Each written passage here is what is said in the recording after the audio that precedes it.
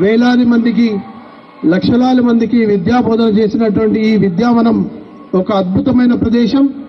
ఈ విద్యావనంలో చదువుకున్న విద్యార్థులందరూ కూడా అలుమినైగా ఇక్కడ సమావేశం కావడం చాలా సంతోషకరం.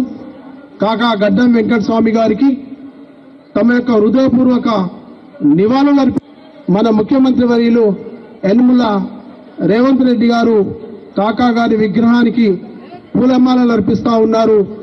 వారితో పాటు మన సంస్థల యొక్క గౌరవ చైర్మన్ గారు, సెక్రటరీ గారు, వారి యొక్క కుటుంబ సభ్యులు ఇక్కడ విచ్చేసి కాకా గారికి పూలమాలతో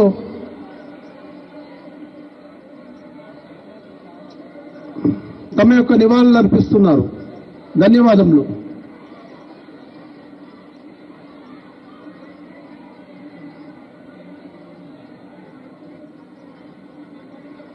ఒక బొకే